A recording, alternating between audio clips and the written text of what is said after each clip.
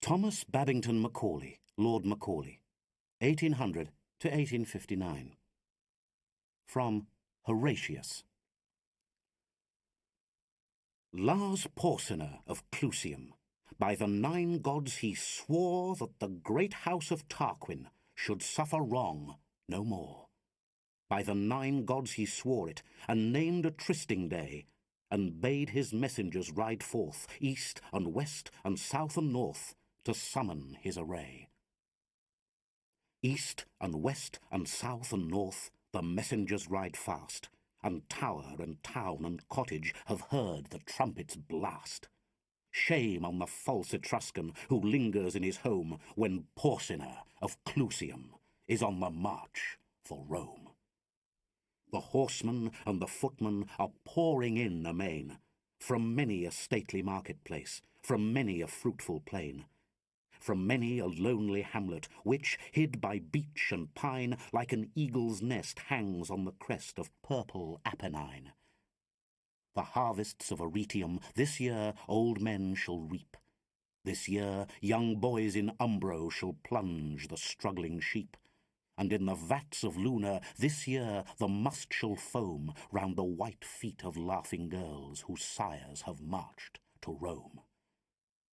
And now hath every city sent up her tale of men. The foot are 80,000, the horse are thousands 10. Before the gates of Sutrium is met the great array. A proud man was Lars Porsena upon the trysting day. But by the yellow Tiber was tumult and affright. From all the spacious champaign to Rome men took their flight. A mile around the city the throng stopped up the ways. A fearful sight it was to see through 2 long nights and days. Now from the rock Tarpeian could the wan burghers spy the line of blazing villages red in the midnight sky. The fathers of the city, they sat all night and day, for every hour some horseman came with tidings of dismay. I wis in all the senate there was no heart so bold, but sore it ached and fast it beat when that ill news was told. Forthwith uprose the consul, uprose the fathers all. In haste they girded up their gowns and hied them to the wall. They held a council standing before the river gate. Short time was there, ye well may guess, for musing or debate. Out spake the consul roundly, the bridge must straight go down, for since Janiculum is lost, naught else can save the town. Just then a scout came flying, all wild with haste and fear. To arms, Sir Consul, Lars Porsena is here. On the low hills to westward the consul fixed his eye, and saw the swarthy storm of dust rise fast along the sky. And nearer, fast and nearer, doth the red whirlwind come, and louder still, and still more loud, from underneath that rolling cloud is heard the trumpet's war-note proud, the trampling and the hum. And plainly, and more plainly now through the gloom appears, far to left and far to right, in broken gleams of dark blue light, the long array of helmets bright, the long array of spears. But the consul's brow was sad, and the consul's speech was low, and darkly looked he at the wall, and darkly at the foe. Their van will be upon us before the bridge goes down, and if they once may win the bridge, what hope to save the town? Then out spake brave Horatius, the captain of the gate. To every man upon this earth death cometh soon or late. And how can man die better than facing fearful odds for the ashes of his fathers and the temples of his gods? Hew down the bridge, Sir Consul, with all the speed ye may. I, with 2 more to help me, will hold the foe in play. In yon straight path 1,000 may well be stopped by 3. Now, who will stand on either hand and keep the bridge with me? Then outspake spurious Lartius, a Ramnian proud was he. Lo, I will stand at thy right hand, and keep the bridge with thee. And outspake strong Herminius, of Titian blood was he. I will abide on thy left side, and keep the bridge with thee. Horatius, quoth the consul, as thou sayest, so let it be. And straight against that great array forth went the dauntless three. For Romans in Rome's quarrel spared neither land nor gold, nor son nor wife, nor limb nor life, in the brave days of old. Then none was for a party, then all were for the state. Then the great man helped the poor, and the poor man loved the great. Then lands were fairly portioned, then spoils were fairly sold. The Romans were like brothers in the brave days of old. Now, while the three were tightening their harness on their backs, the consul was the foremost man to take in hand an axe. And fathers mixed with commons seized hatchet, bar, and crow, and smote upon the planks above, and loosed the props below. Meanwhile, the Tuscan army, right glorious to behold, came flashing back the noonday light, rank behind rank, like surges bright of a broad sea of gold. 400 trumpets sounded, a peal of warlike glee, as that great host with measured tread and spears advanced, and ensigns spread, rolled slowly towards the bridge's head, where stood the dauntless three. The three stood calm and silent, and looked upon the foes, and a great shout of laughter from all the vanguard rose. And forth 3 chiefs came spurring before that deep array. To earth they sprang, their swords they drew, and lifted high their shields, and flew to win the narrow way. Ornus from green Tifernum, lord of the hill of vines, and Caius, whose 800 slaves sicken in Ilva's mines, and Picus, long to Clusium vassal in peace and war, who led to fight his Umbrian powers from that grey crag where, girt with towers, the fortress of Nequinum lowers o'er the pale waves of Nar. Stout Lartius hurled down Ornus into the stream beneath. Herminius struck at Caius and clove him to the teeth. At Picus, brave Horatius darted one fiery thrust, and the proud Umbrian's gilded arms clashed in the bloody dust. Then Ocnus of Phalerii rushed on the Roman three, and Lausulus of Urgo, the rover of the sea, and Arruns of Volsinium, who slew the great wild boar that had his den amidst the reeds of Cosus fen, and wasted fields and slaughtered men along Albinia's shore. Herminius smote down Arruns. Lartius laid Ocnus low. Right to the heart of Lausulus Horatius sent a blow. "Lie there," he cried, "fell pirate! No more, aghast and pale, from Ostia's wall the crowd shall mark the track of thy destroying bark. No more Campania's hinds shall fly to woods and caverns when they spy thy thrice accursed sail." But now no sound of laughter was heard among the foes. A wild and wrathful clamour from all the vanguard rose. 6 spears' lengths from the entrance halted that deep array, and for a space no man came forth to win the narrow way. But hark! The cry is Astur, and lo, the ranks divide, and the great lord of Luna comes with his stately stride. Upon his ample shoulders clangs loud the fourfold shield, and in his hand he shakes the brand which none but he can wield. He smiled on those bold Romans, a smile serene and high. He eyed the flinching Tuscans, and scorn was in his eye. Quoth he, "The she-wolf's litter stand savagely at bay. But will ye dare to follow if Astur clears the way?" Then, whirling up his broadsword with both hands to the height, he rushed against Horatius and smote with all his might.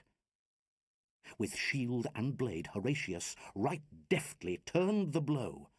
The blow, though turned, came yet too nigh. It missed his helm, but gashed his thigh. The Tuscans raised a joyful cry to see the red blood flow. He reeled, and on Herminius he leaned one breathing space. Then, like a wildcat mad with wounds, sprang right at Astur's face. Through teeth and skull and helmet, so fierce a thrust he sped, the good sword stood a handbreadth out behind the Tuscan's head. And the great lord of Luna fell at that deadly stroke, as falls on Mount Alvernus a thunder-smitten oak. Far o'er the crashing forest the giant arms lie spread, and the pale augurs, muttering low, gaze on the blasted head. On Astur's throat Horatius right firmly pressed his heel, and thrice and 4 times tugged amain, ere he wrenched out the steel. "And see," he cried, "the welcome, fair guests, that waits you here. What noble Lucumo comes next to taste our Roman cheer?" But at his haughty challenge a sullen murmur ran, mingled of wrath and shame and dread, along that glittering van. There lacked not men of prowess, nor men of lordly race, for all Etruria's noblest were round the fatal place. But all Etruria's noblest felt their hearts sink to see on the earth the bloody corpses, in the path the dauntless 3. And from the ghastly entrance where those bold Romans stood, all shrank, like boys who, unaware, ranging the woods to start a hare, come to the mouth of the dark lair, where, growling low, a fierce old bear lies amidst bones and blood. Was none who would be foremost to lead such dire attack, but those behind cried, "Forward!" and those before cried, "Back!" and backward now and forward wavers the deep array. And on the tossing sea of steel, to and fro the standards reel, and the victorious trumpet peal dies fitfully away. But, meanwhile, axe and lever have manfully been plied, and now the bridge hangs tottering above the boiling tide. "Come back! Come back, Horatius!" loud cried the fathers all. "Back, Latius! Back, Herminius! Back, ere the ruin fall!" Back darted spurious Latius, Herminius darted back, and as they passed, beneath their feet they felt the timbers crack. But when they turned their faces, and on the farther shore saw brave Horatius stand alone, they would have crossed once more, but with a crash like thunder fell every loosened beam, and like a dam the mighty wreck lay right athwart the stream. And a long shout of triumph rose from the walls of Rome, as to the highest turret tops was splashed the yellow foam. And, like a horse unbroken, when first he feels the rein, the furious river struggled hard, and tossed his tawny mane, and burst the curb, and bounded, rejoicing to be free, and whirling down in fierce career, battlement, and plank, and pier, rushed headlong to the sea. Alone stood brave Horatius, but constant still in mind, thrice 30,000 foes before, and the broad flood behind. "Down with him!" cried false Sextus, with a smile on his pale face. "Now yield thee!" cried Lars Porsena. "Now yield thee to our grace!" Round turned he, as not deigning those craven ranks to see. Naught spake he to Lars Porsena, to Sextus naught spake he, but he saw on Palatinus the white porch of his home, and he spake to the noble river that rolls by the towers of Rome. "O Tiber, Father Tiber, to whom the Romans pray, a Roman's life, a Roman's arms take thou in charge this day." So he spake, and speaking sheathed the good sword by his side, and with his harness on his back plunged headlong in the tide. No sound of joy or sorrow was heard from either bank, But friends and foes in dumb surprise, with parted lips and straining eyes, stood gazing where he sank.